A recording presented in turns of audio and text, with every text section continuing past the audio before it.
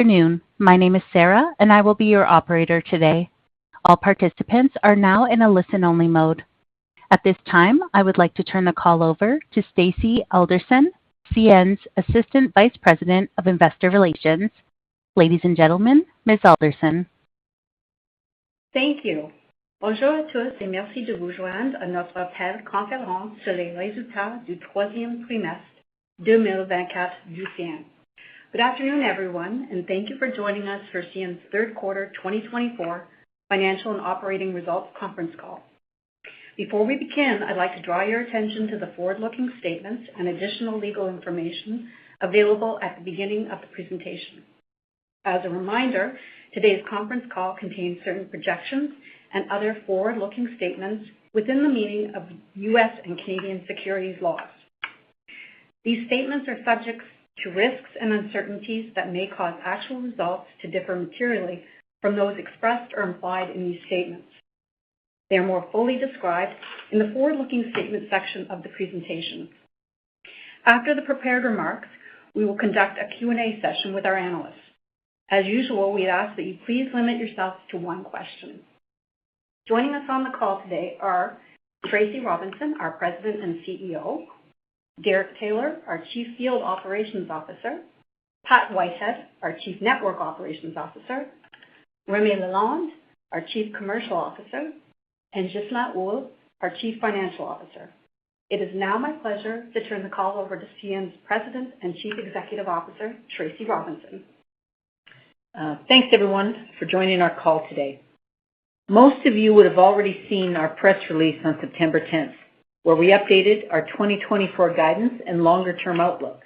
We'll get to more details about the quarter in a moment, but I'd like to start by saying a few words about how we see things now that the noise of the past two quarters is mostly behind us. Now, first, let me say a few words on operations. We implemented our scheduled operating plan 30 months ago now. It's proving over and over again to be the right plan for our network in the velocity it creates, the levels of customer service it supports, and in its resilience and ability to recover. The latest proof point is the way our operating performance rebounded after both the fires in northern Alberta in July and after our labor-related shutdown. And we bounced back quickly. When you're putting up numbers like October month-to-date car velocity at 223 miles per day, train speed of 20 miles per hour, all while handling record Western Canadian grain volumes and maintaining really strong local service levels for our customers. When the team is delivering at those levels, you know that this is a pretty well-oiled machine. This is a credit now to Pat, to Derek, and to the entire operating team. Now, second, the macro is lighter than what we expected coming into 2024, and maybe even a bit softer than what we thought on our last call back in July. We're seeing this play out in our merchandise business, especially in construction-related commodities, as well as in automotive. Having said that, we've built up a strong pipeline of opportunities with our customers that are unique to this network. We see this driving more than half of the volume growth in coming years, so we're confident that these will allow us to grow in spite of some of the macro challenges. And finally, because of the softer economy, we haven't seen the levels of volumes that we expected on parts of our network this year. Because of that, we're continuing to adjust our resource levels to more closely align resources to the demand we see coming our way, particularly in our eastern and southern regions. We stopped hiring on certain parts of the network earlier this year, and we continue to be purposeful in our decisions around labor. We're finding that balance between minimizing costs and having the right resources in place to handle the growth, which means some surge capacity in key locations. Now, we have and will continue to take actions to drive margin improvement into the fourth quarter and beyond, and Pat will speak to this in more detail in a few minutes. And we're in the process of firming up our outlook for 2025, and we'll be able to give you more details on that in January. But as we do this work, our story remains the same. We're committed to delivering on our growth agenda, underpinned by our scheduled operating model. Our recipe of volume growth, pricing ahead of rail inflation, and incremental margin improvement will enable us to deliver our three-year outlook of high single-digit EPS CAGR. Okay, now turning to the quarter. I'm pleased that the Teamsters arbitration process is now well underway. This gives us labor stability on the railway. And with the work stoppage behind us, our operation is fully recovered, and Derek will give us more insight into how we managed through and lifted out of that disruption. On the demand side, the noise created by the labor situation clearly had an impact on our business in the quarter, most meaningfully in intermodal. Following the network restart, we saw a snapback in domestic intermodal demand and expect a more gradual return of the international business based on our experience with the Canadian West Coast pork strike last year. Vancouver and Rupert remain compelling gateways, and Remy and the team are working hard to get those volumes back as quickly as possible. Now, just a couple things to mention on the cost side. One, we were resourced to handle more volume. And two, bringing the network to an orderly shutdown, as well as the Alberta wildfires, came with some additional expenses, which combined came through in our margin performance this quarter. Putting it all together, we delivered $1.72 of EPS for the third quarter, 2% higher than last year, with an OR of 63.1%. Ghislain will give us more details in just a few minutes. Now we're looking past Q3 and into the fourth quarter to really demonstrate what this railroad can do. And I'll hand it over to the team to provide more details. Over to you, Derek. Thanks, Tracy, and good afternoon, everyone. I want to start by acknowledging our railroaders out in the field, running the railroad day in and day out. They've been doing a great job, and I'm really proud of how well this railroad ran in the third quarter, especially when you consider what we had to manage through. My personal thanks goes out to the entire team. First was the devastating forest fires in Jasper, Alberta in July. This is on our Edson subdivision that connects the West Coast to the rest of our network and is the busiest corridor on the entire CN system.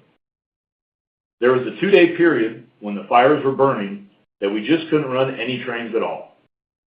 Once the worst of the fires passed, we were still severely limited in our operations as Jasper is located in a national park. We needed to coordinate all of our activities with the park's incident commander on the ground and even modify how we operated. This included not being able to stop trains within the park boundary, which meant we had to redesign our train service for a crew change location 60 miles away. This was a big deal, and the team did an outstanding job managing through all the exceptions. Second was the TCRC work stoppage in August, where we undertook an orderly shutdown of our entire Canadian network.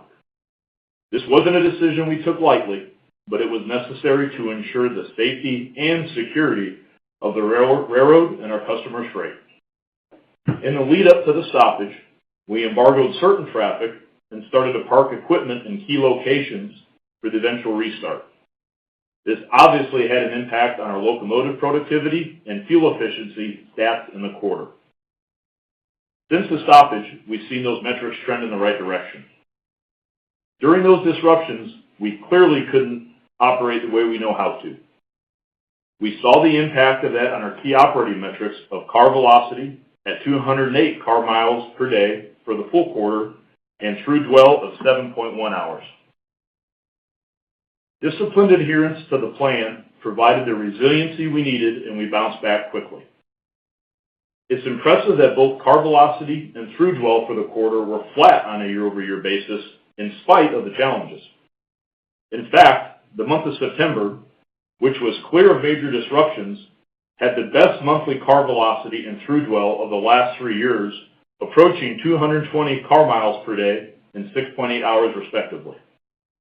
As we head into grain season this fall, and we've already seen a record September movement of grain in terms of volumes, I really like where we're at. We remain focused on delivering on our service commitments to our customers, and we continue to look for opportunities to improve train size given the mix of business that we're handling.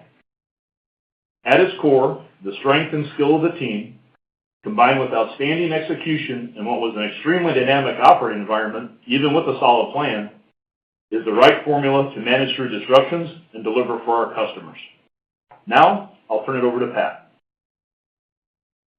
Thanks, Derek. Let's start by talking about safety. We believe all incidents and injuries are preventable, and our priority is to ensure everyone goes home safely at the end of each day. In an environment as dynamic as ours, there are hundreds of decisions our teams make every day to move goods safely.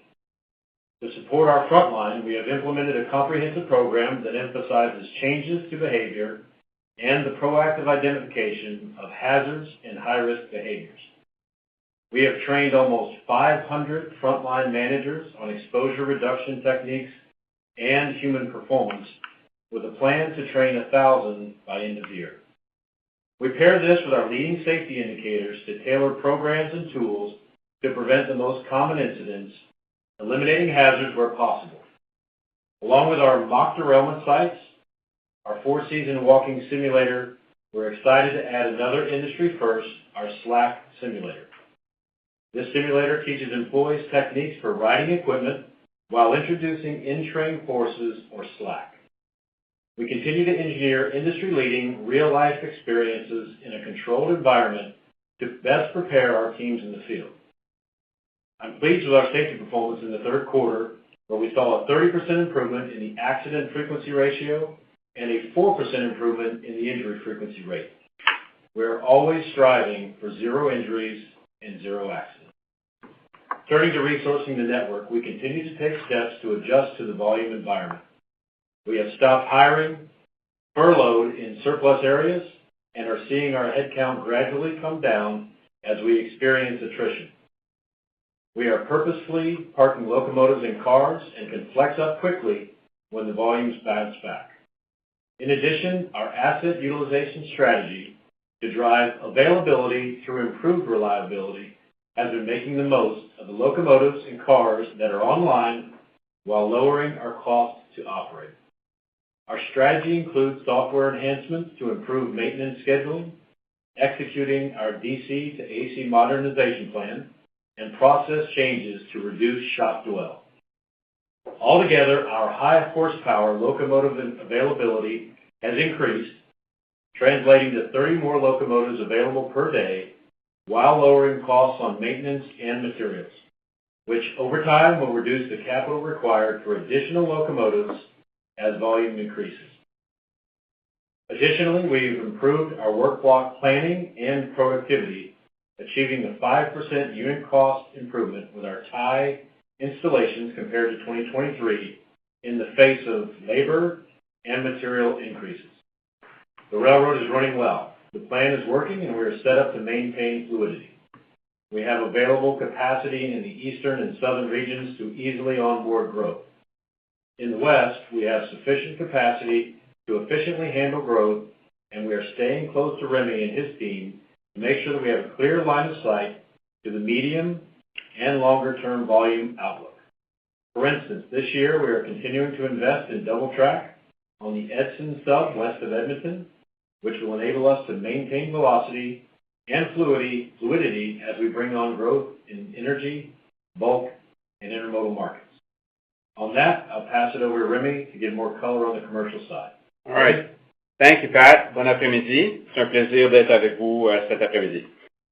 CN grew revenue by 3% in the quarter against last year and volume by 2% in RTM terms, led by long-haul international intermodal and refined petroleum products, including CN-specific initiatives and stronger Canadian grain exports. Business has been a bit more challenging than expected due to the labor uncertainty and lower than expected industrial production and manufacturing activity and mixed signals around consumer confidence. Revenue per RTM improved by 1%, reflecting higher freight rates, but also longer average length of haul. Foreign exchange and fuel surcharge impacts were small and offsetting. Carload volume slipped by 2%, mostly due to lower domestic intermodal, automotive, and short-haul iron ore shipments. Let's take a look sector by sector on an FX-adjusted basis. Overall, intermodal RTMs grew by 7% in the quarter against last year, and revenue was flat. This reflects an 18% increase in international RTMs, offset by a 14% decrease in domestic.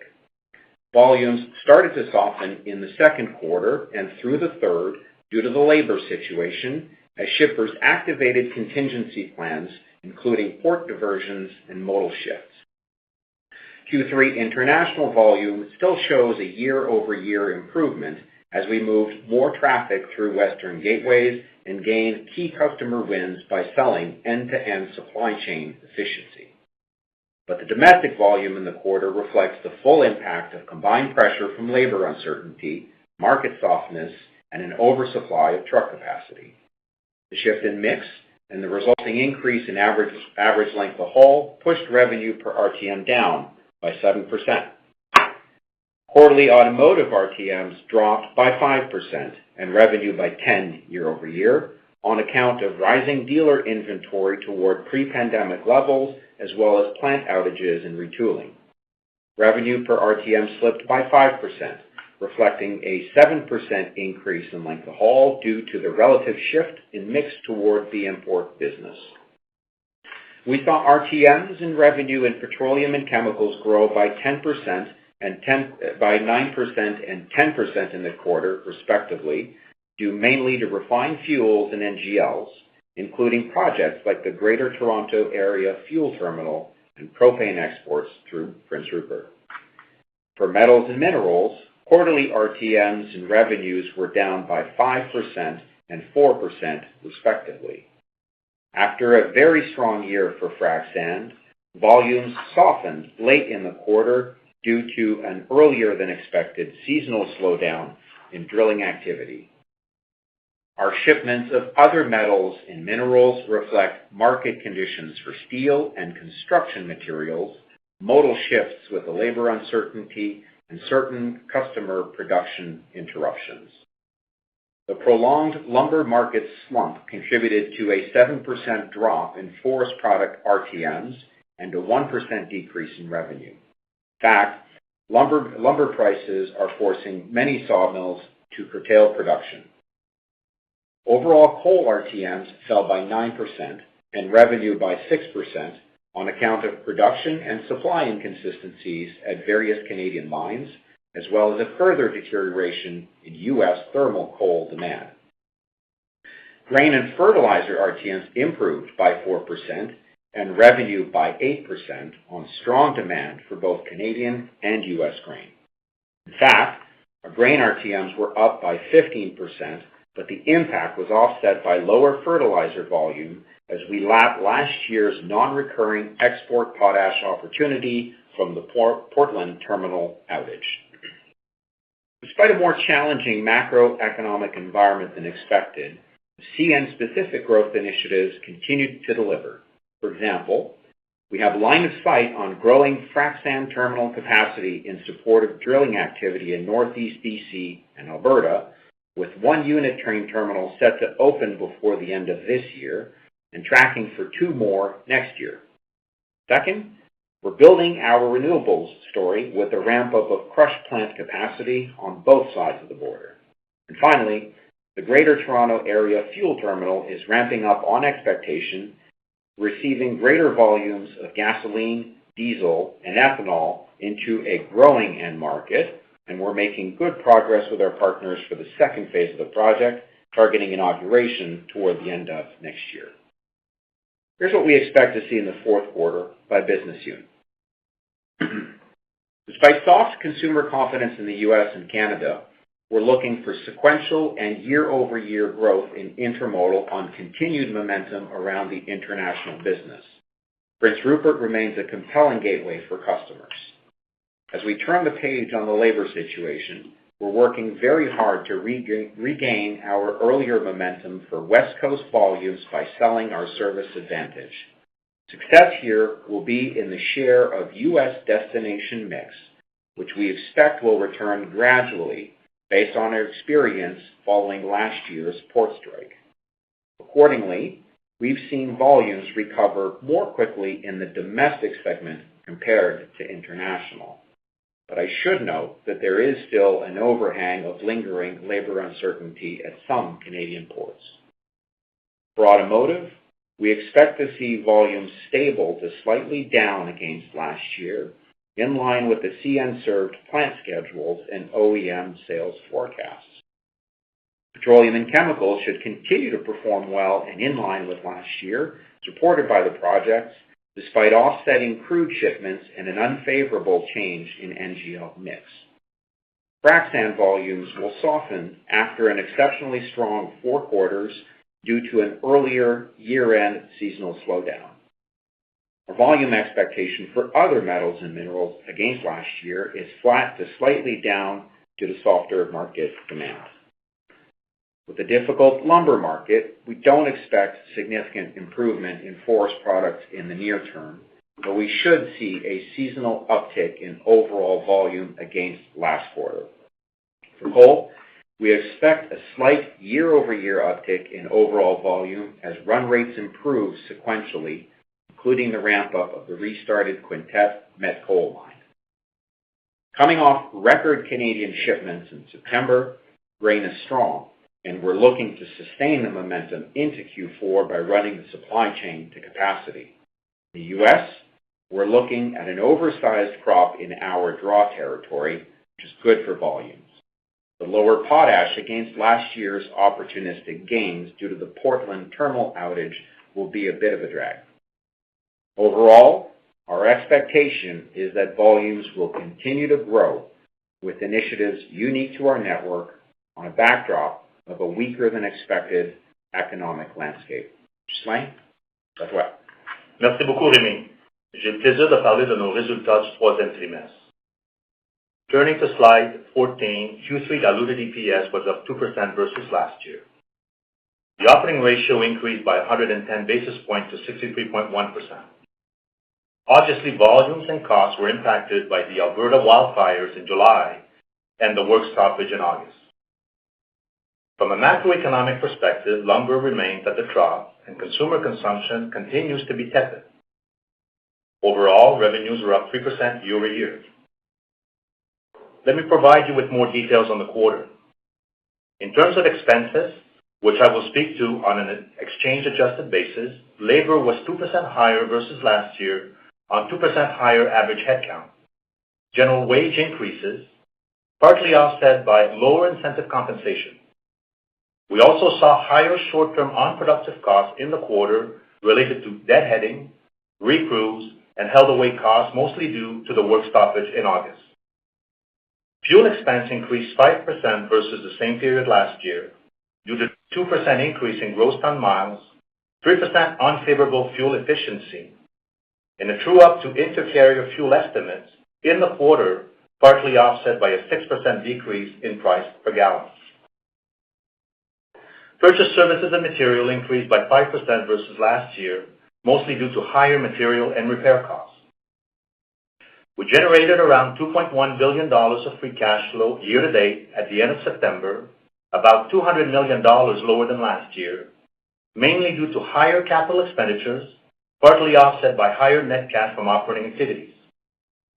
Under a current share repurchase program, which runs from February 1st, 2024 to January 31st, 2025, we have repurchased close to 12 million shares for almost $2.1 billion as at the end of September. We have paused our share buybacks as we continue to manage to our 2.5 times adjusted debt to adjusted EBITDA leverage target. Moving to slide 15, we are affirming the guidance provided in our September 10th press release of low single-digit adjusted diluted EPS growth in 2024. As we enter the final few months of the year, overall industrial production now looks to be largely flat for 2024. The good news is that we are encouraged by the progress of our CN-specific growth initiatives and the Canadian grain crop that Rémi just mentioned. We are continuing to assume volume growth in terms of RTMs to be at the lower end of the 3 to 5% range, mindful that labor uncertainty persists at some of our Canadian ports. On our operations, I would reinforce that the network is fluid and running very well. We continue to take steps to align resources with our volume outlook and expect to see the benefit of our actions reflected in improved fourth quarter margins. Our foreign exchange and WTI assumptions continue to be around 75 cents and $80 to $90 per barrel, respectively. Our effective tax rate for 2024 is now expected to be between 24 and 25%. We're also affirming our 24 to 26 financial outlook of adjusted diluted EPS CAGR in the high single-digit range. In conclusion, let me reiterate a few points. The network is running well and is fully recovered from the work stoppage in the quarter. Our CN-specific growth opportunities are continuing to deliver. We are delivering industry-leading service to our customers, and we remain intensely focused on delivering growth at low incremental costs. Let me pass it back to Tracy. Thanks, Ghislain. Operator will now take questions. Thank you. We will now begin the question and answer session. We ask that you kindly limit yourself to one question. Your first question comes from the line of Ken Hoexter with Bank of America. Please go ahead. Wow, great. Good afternoon. Ghislain, you kind of threw in there, we expect the operating ratio improvement kind of in fourth quarter, given some of the things you've moved beyond. Can you talk about kind of scale? How should we think about the level of sequential improvement from third quarter to fourth quarter? Hey, Ken, it's Tracy. I'll take the first stab at that, and I know Ghislain will play a little cleanup for me on it. Without a doubt, our margin is going to improve in Q4. Now, Q3, as you know, is normally the quarter that we have our best margins in. This year, it's going to be Q4. We're pushing hard to right-size the railroad for the volume that we now expect, and I think what's really going to determine exactly where it lands is international volumes. Remy's watching that very closely and working hard to get that up again, and that'll drive exactly where it's going to end up. Ghislain, anything to add? No, I think you covered it well. I think we're not going to provide a number, but definitely we're confident that we will get a better OR in Q4 than we did in Q3 with all the noise that you're all aware of, Ken. So stay tuned on that one. But I think we're going to deliver a better one, and our margins are going to improve. Thanks for the question. Thanks. Your next question comes from the line of Moon with BMO Capital Markets. Please go ahead.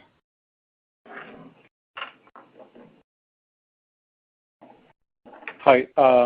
Good afternoon. Thanks for taking my question. Maybe just on this volume guide, because a low end of that 3 to 5% range, if I'm backing the numbers okay, means that you have to grow volume almost 12% sequentially and 3% year on year. You're down, I think, somewhere around 2.5% quarter to date. How much visibility and conviction do you have in some of these levers that, Remy, you talked about in terms of how you can ramp up through the quarter? Yeah. Thanks for the question. So sequentially there is an update that we're looking at year over year. It'll be a little flatter, but I tell you that the tailwinds that we have behind us are strong grain. We talked about we were coming off a record September here, and the U.S. grain crop also looks good. Petroleum and chemicals sequentially will be strong on some of the projects. There's a bit of a headwind from mix on NGLs. Recovering domestic intermodal also will be good. But look, we're fighting into a macro environment with a bit of headwind here. And as Tracy talked about, recovering the U.S. mix in our western gateways for intermodal is going to be one of the things that we're going to be very, very focused on. And the other piece is potash. We're coming off and lapping against a very strong year last year with the opportunistic potash moves that we have. But overall, yes, we're down a little bit quarter to date. It is pretty early, but I think we're comfortable with the low end of the range that we guided to.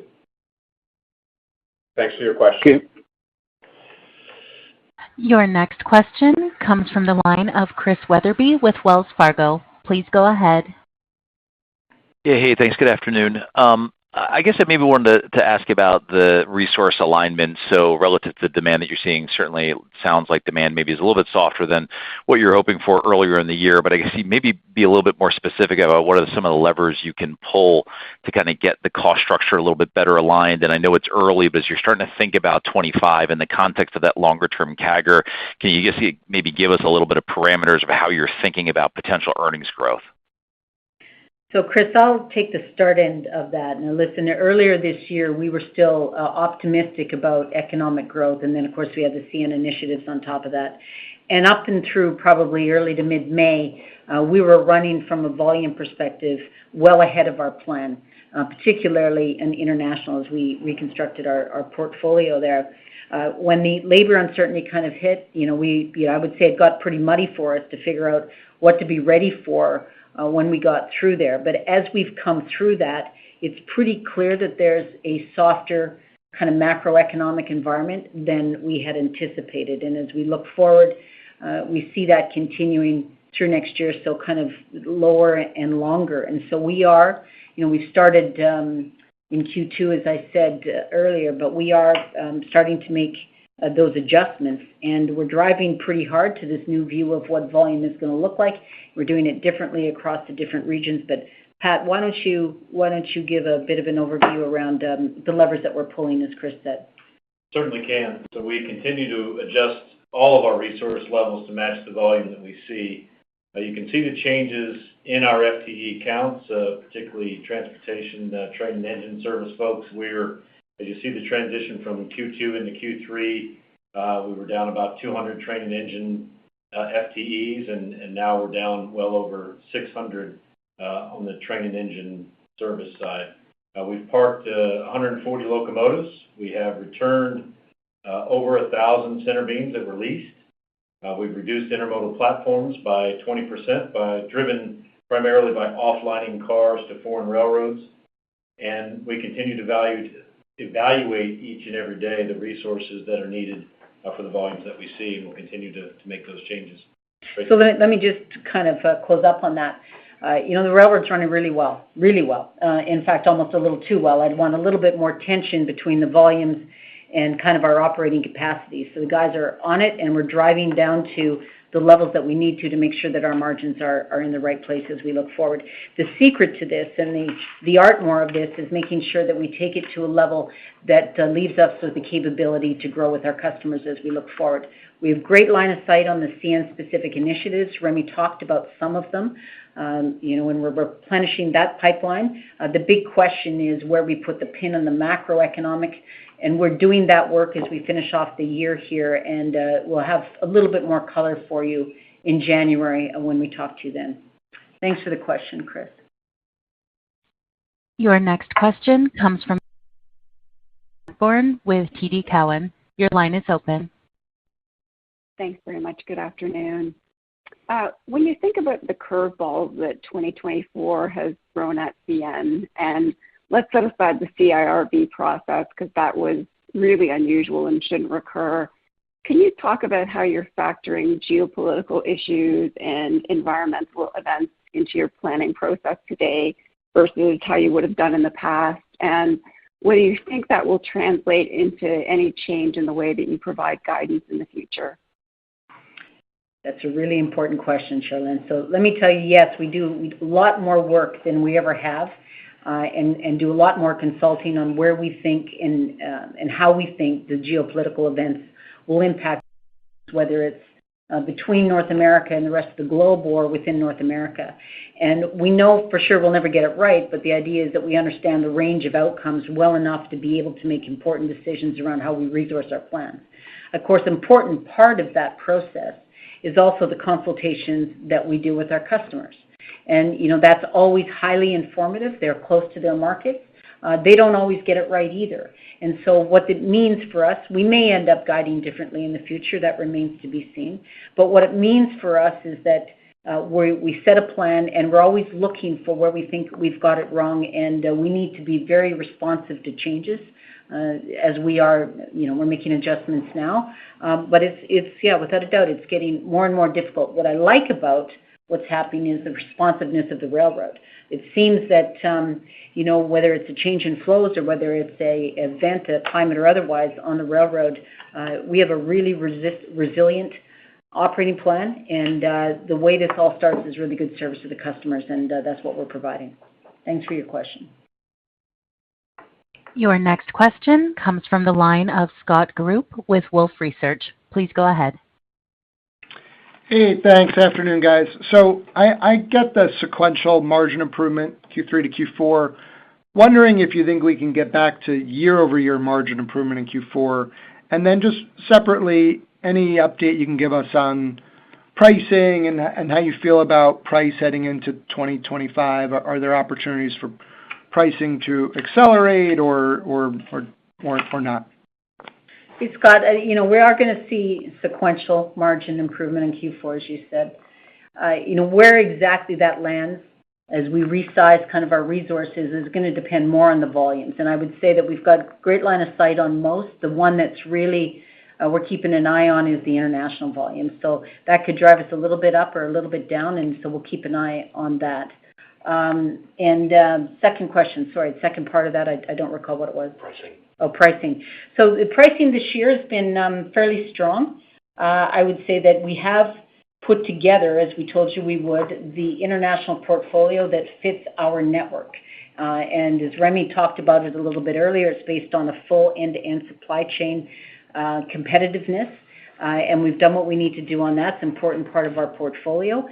Pricing outside of that has been strong. As we round the turn and go into 2025, we expect pricing ahead of railroad inflation. Our service levels are at the level that I think we should expect that. Remy, did you want to add anything to that? No, I think you covered it all, Tracy. Okay. Thanks, Scott.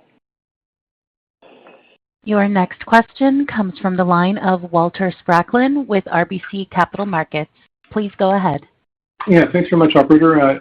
Good afternoon, everyone. I just wanted to ask a bit on West Coast port activity, and certainly with some of the inbounds we're seeing into LA Long Beach, it's starting to jam it up a little bit. We're seeing dwells go up there. Curious if that's leading to any opportunity, in particular for Prince Rupert. Are you seeing any new calls up there, or even Vancouver as LA Long Beach gets a little bit jammed up? Yeah. Thanks for the question, Walter. I talked about it in the prepared remarks, but the key challenge for us is going to be to recover the U.S. mix through our Western Gateway. So the feedback that we get from customers is that the consistency and reliability of our service are very important, and that service is valuable to them.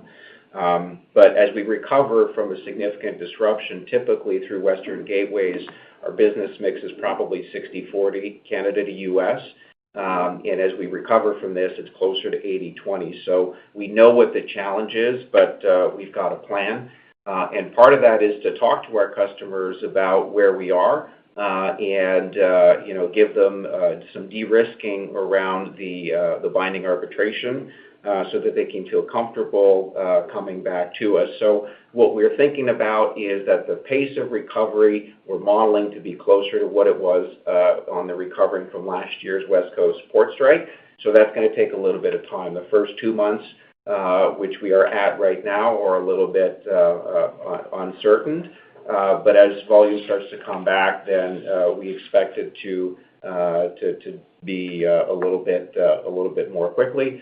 But certainly the congestion that we see in the U.S. ports, and there was a good report earlier this week on that, I think just underscores the value proposition from places like Rupert and Vancouver as the quickest highway down to Chicago, for example. So thanks for your question, Walter.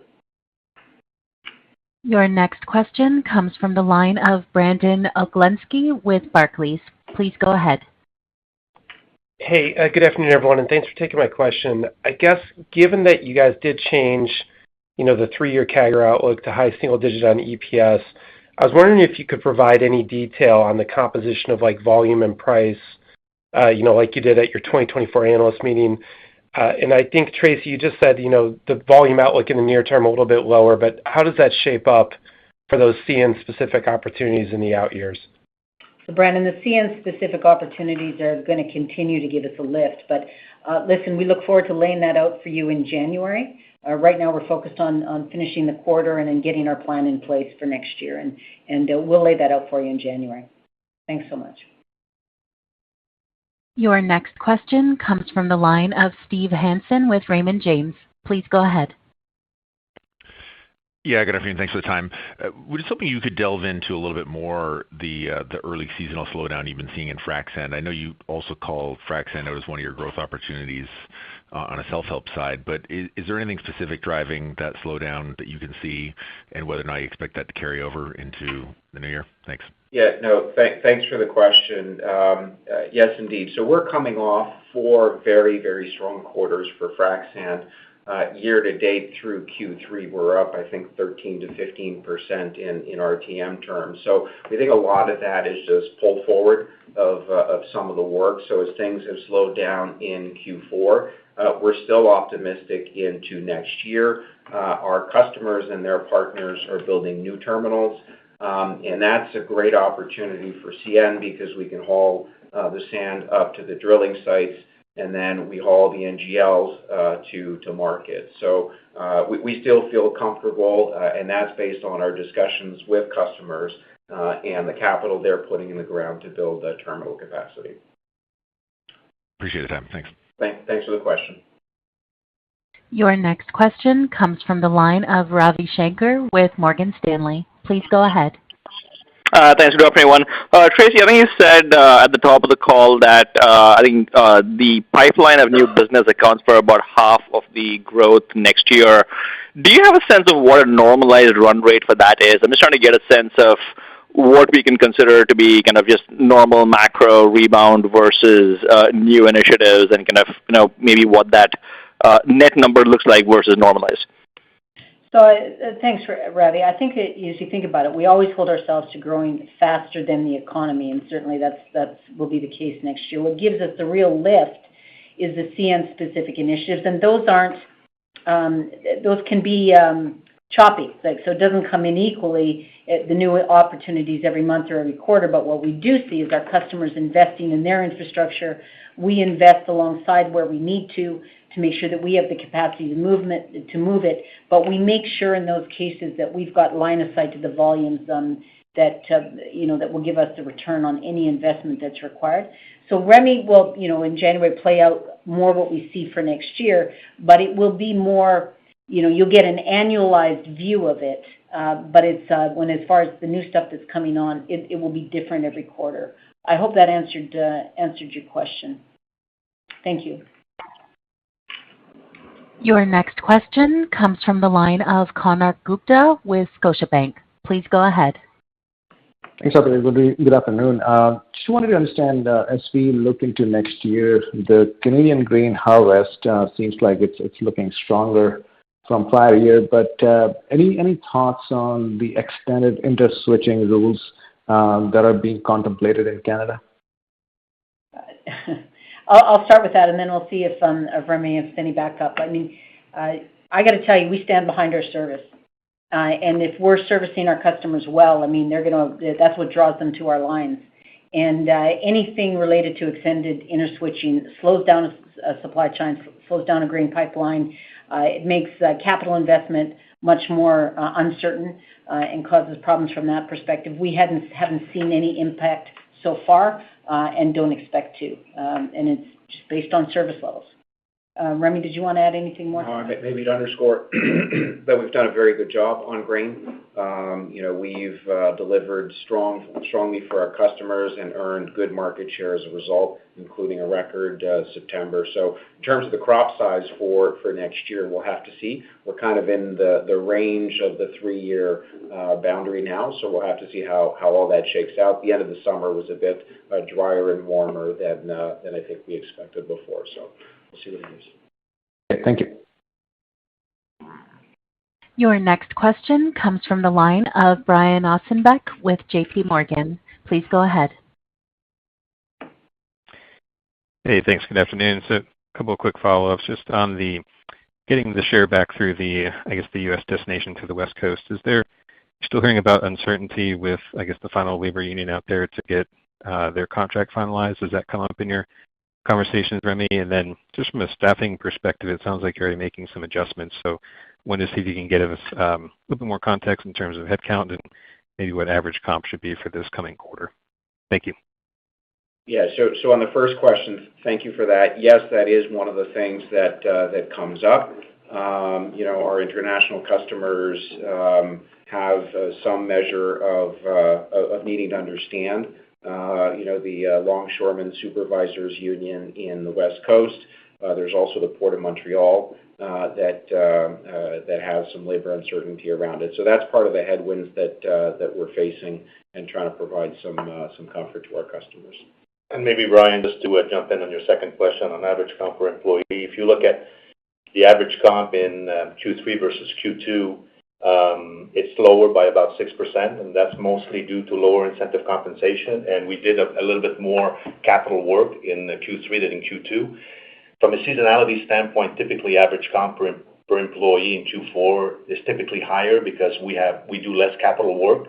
As we hit the winter, engineering forces will go and clean switches, and we'll do less capital work and therefore have less capital credit. So you can expect average comp on a sequential basis in Q4 to Q3 to probably go up. Thanks for your question. Your next question comes from the line of David Vernon with Bernstein. Please go ahead. Hey, good afternoon, and thanks for hosting the call and taking the question. So, Ghislain, you mentioned before about maybe kind of pulling back on the buyback a little bit as your credit metrics get to the higher end of your range. I guess I wonder, if you guys are coming out of this earnings growth trough and the multiples depressed, why wouldn't you maybe think about getting ahead of the buyback to make it a little bit more accretive? Kind of overall, right? I mean, if growth does start to accelerate, the multiple starts to expand, you get a little bit less bang for the buck. I'm just wondering why you might not think about sort of front loading some of this return to growth. Yeah, David, thanks for the question. Listen, this is a conundrum that we have, and we debate it on a quasi-regular basis. To your point, when you believe that the stock price is down, why don't you do more? Versus managing to our leverage target of 2.5. So far, to your point, in Q3, we've decided to manage to that target of 2.5 times average debt to EBITDA. We continue to have those questions. I mean, we'll continue to have the debate. Stay tuned. We'll see what we do. But so far, we've managed to that target, and this is discussions that we have. I mean, we actually had the discussion with our board yesterday. So stay tuned on that, but that's what we're looking at. Thanks for your question, David. Your next question comes from the line of Benoit Poirier with Desjardins. Please go ahead. Yeah, thank you very much, and good afternoon, everyone. Could you maybe provide an update on what you see from Mexico these days in light of comments made by the new president and also the upcoming U.S. election, especially related to your Falcon Premium service? And if you could say a few words on your trucking operation with Transx and H&R in light of the challenging fundamentals, that would be great. Thank you. Bonjour, Benoit. There's a lot in that one. Let me just start by saying that we're watching all of the political scenarios across all borders very closely, but we're managing our business to what we see in front of us. I'm going to turn to Derek to talk a little bit about our Mexico business that we do in conjunction, in that case, with the UP. Generally, we're optimistic, but he'll speak to it. And when it comes to Transx and the other trucking operations, I'll have Remy make a couple of comments. Derek? Yeah, thanks, Tracy, and good afternoon, Benoit. Listen, the Falcon service remains solid. I mean, we continue to achieve a consistent, reliable 5-day transit time to Eastern Canada. While we wish it would grow a bit faster, I mean, it does take time, as we said before, for these customers to gain that trust. A lot of this product we're moving is very time sensitive, but we've been very consistent. And, we're playing a long game when we look at this. Our partners at the UP and the FXE, I'd like to thank them because we have a 3-railroad service that acts as a single line service in terms of transit time and the value of the product. So we're confident where it's at, and we'll keep after it. Remy? Yeah, thanks, Derek. And I guess what I'd say, Benoit, bonjour, on the Transx, I mean, if you look in our case, it's in the domestic intermodal business, and one of the challenges we have for domestic business is really around an oversupply of truck capacity, which we're still feeling there, and also that is closely correlated with consumer confidence. And so it is a challenging market in the domestic intermodal, but we expect it sequentially to do better versus the third quarter as they're able to recover more quickly given the turnaround in assets. Merci pour la question, Benoit. Thank you very much. Your next question comes from the line of Jon Chappell with Evercore ISI. Please go ahead. Thank you. Good afternoon. Derek and maybe Pat as well. Just trying to understand how you're managing these resources in the softer demand backdrop while you're also still trying to recover volume, to the West Coast ports, and there's all this uncertainty with labor, et cetera. How are you thinking about kind of the cost side of it on the short term versus maintaining service reliability so that if you do get that recovery in the West Coast, the service doesn't choke on a volume surge? Okay, I'll take that one. And I would say this, that while we are aggressively adjusting the resources to match the volume, we feel very good about where we are with this. We've created a locomotive surge fleet with what we have parked. The mechanical improvements that I talked about, both in shop processes, reducing dwell, some of the IT improvements we've made within that process as well are producing more locomotives. Gives us more confidence in the locomotives that we have stored. So I feel very good about where we are with locomotive availability should we have a surge. We feel good about where we are from a car perspective, and frankly, some of the self-help that we have done with simplifying the crewing structure has produced a surplus and led us to some of the reductions that we've made in overall train and engine headcount. So we feel good about where we are from a resource perspective, and the railroad is running very well, and that has also created capacity. Derek, anything to add? Yeah, no, thanks, Pat. Pat and I are attached at the hip when we look at these resources. And listen, I mean, when you look at it with the macroeconomic backdrop and other things, we have been very patient, and we've taken a very mature approach when you look at this resource realignment we've recently done over the past time period, really starting back with, letting attrition workforce starting in Q2 in certain places. So on a go-forward basis, not all locations are created equal, but we took more of a scalpel approach to where we needed to adjust those resources together.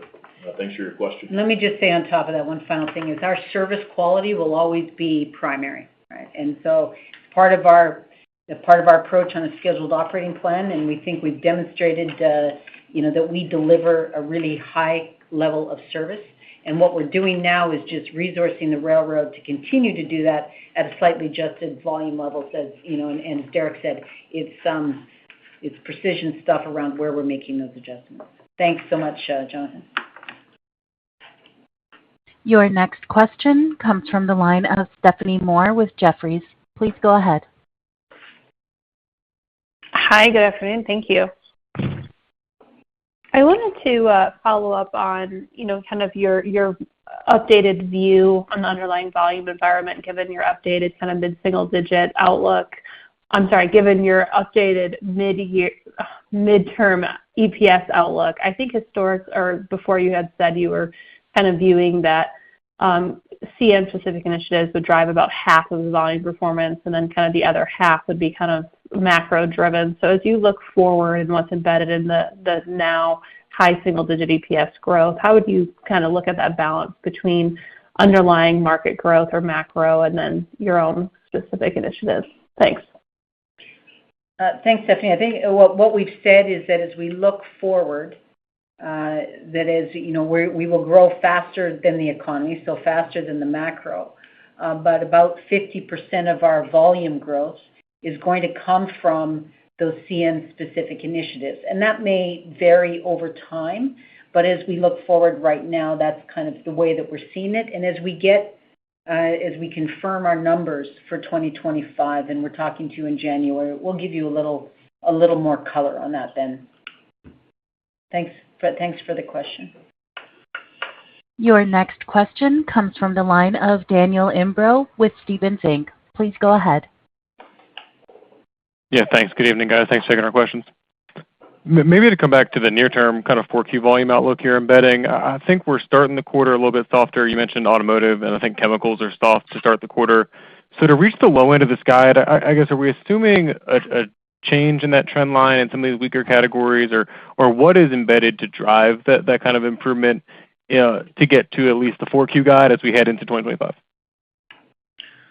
Well, for one thing, the big piece of the puzzle that we're going to work on is the international intermodal volumes. which I talked about a little bit earlier, which includes, driving our U.S. mix through Western gateways. So that's going to be a big area of focus for us. The other businesses, grain has been strong and will continue to be strong, both in Canada and the U.S. And then, recovering in domestic intermodal as well. So, I think that should all carry us into the low end of the range that we guided to earlier. But as we said, there is a couple pieces of headwind. The potash is a hard comp against last year. And then there is the macro environment as well that we're navigating to. Thanks for the question. Your next question comes from the line of Tom Wadewitz with UBS Financial. Please go ahead. Yeah, good afternoon. Tracy, at the beginning of the call, I think you talked about, you like the way the railroad's running, and I know, recalling back to kind of some of the things Ed did when he was kind of came in and set the team on a different course. He moved away from train length and more just towards, make sure you're on time and not waiting for trains. Is there an opportunity in the carload business to kind of review the schedule and maybe look at train length a little bit or do some other things if you see some of the weakness persist, right? Like I think some of the areas you talked about weakness seem like carload markets, and I'm just wondering if you can, do anything on schedule that helps you if some of those markets stay weak, or is that something where you just say, hey, we just want to maintain this service and we're not really going to do things on, train length or train starts? Thank you. Hey, Tom. Well, for the first thing, we never moved away from train length. What we said was that the trains are going to depart on time. We're not going to hold them to wait for them to get longer before they depart. And so we want long trains to depart on time. But what we're going to do is not make those decisions tactically every day, but we build that into the plan. So as we look at the operation every day, if we discover that there's opportunities to tweak the plan, to refine the plan so that we can take out a train start, combine trains, and move longer trains, then we do that, but that train departs on time.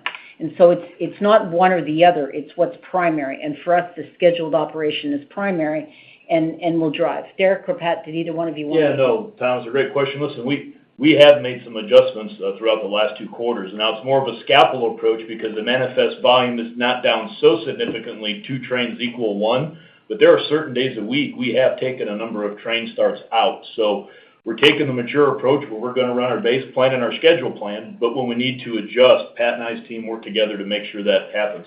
Pat, anything you want to add? Yeah, I would just say that we approach the plan from a perspective that we're going to produce a plan that the outcome is the train load and train length that we desire, that maximizes locomotive and crew productivity while providing the customer service level that we expect, which is the customer service level is near industry best as we look at our local service adherence plan.